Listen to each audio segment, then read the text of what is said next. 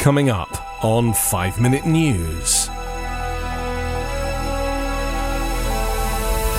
US-trained Afghan commandos being recruited by Russia. Elon Musk seeks to charge for Twitter verification. And affirmative action in question as Supreme Court weighs in. It's Tuesday, November 1. I'm Anthony Davis. Afghan Special Forces soldiers who fought alongside American troops and then fled to Iran after the US withdrawal last year are now being recruited by the Russian military to fight in Ukraine, according to 3 former Afghan generals. They said the Russians want to attract thousands of the former elite Afghan commandos into a foreign legion, with offers of steady $1,500 a month payments and promises of safe havens for themselves and their families so they can avoid deportation to what many assume would be death at the hands of the Taliban. They don't want to fight, but they have no choice, said one of the generals, adding that the dozen or so commandos in Iran with whom he had texted fear deportation most. The Russian recruitment follows months of warnings from US soldiers who fought with Afghan special forces that the Taliban was intent on killing them and that they might join with US enemies to stay alive or out of danger with their former ally.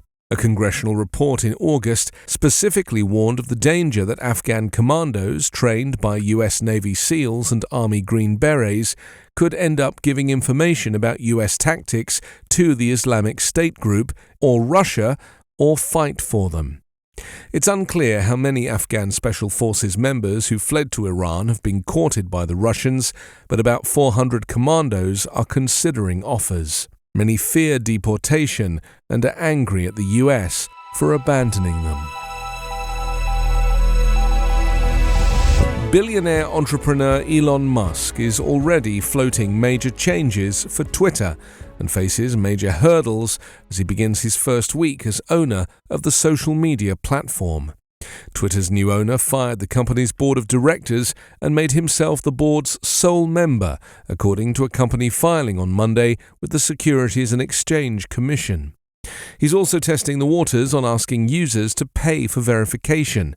A venture capitalist working with Musk tweeted a poll asking how much users would be willing to pay for the blue checkmark that Twitter has historically used to verify higher-profile accounts, so other users know it's really them. Critics have derided the mark, often granted to celebrities, politicians, business leaders and journalists, as an elite status symbol. But Twitter also uses the blue checkmark to verify activists and people who suddenly find themselves in the news, as well as little-known journalists at small publications around the globe, as an extra tool to curb misinformation coming from accounts that are impersonating people. The First Amendment campaign group PEN America said that the platform must not allow disinformation, the deliberate distribution of false information, to flourish ahead of the midterm elections on the 8th of November.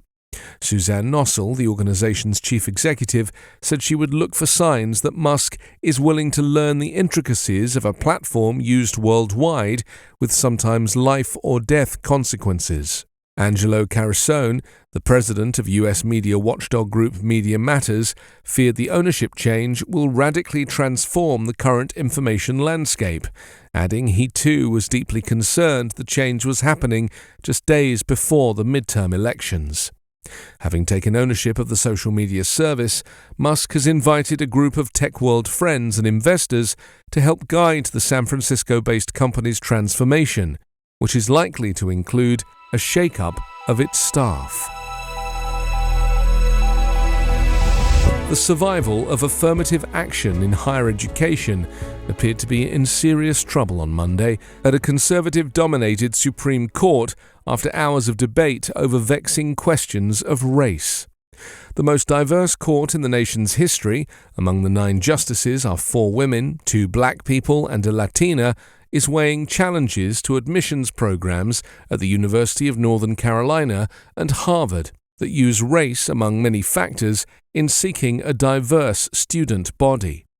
The court's 6 conservative judges all expressed doubts about the practice of positive discrimination, which has been upheld under Supreme Court decisions reaching back to 1978. The court's 3 liberals defended the programs, which are similar to those used by many other private and public universities. Getting rid of race-conscious college admissions would have a destabilizing effect that would cause the ranks of Black and Latino students to plummet at the nation's most selective schools, said Solicitor General Elizabeth Prelogar, representing the Biden administration. Following the overturning of the half-century abortion precedent of Roe v. Wade in June, the cases offer a big new test of whether the court, with its 6-3 conservative edge, will sharply steer the law to the right on other cultural issues that conservatives have had in their sights for years.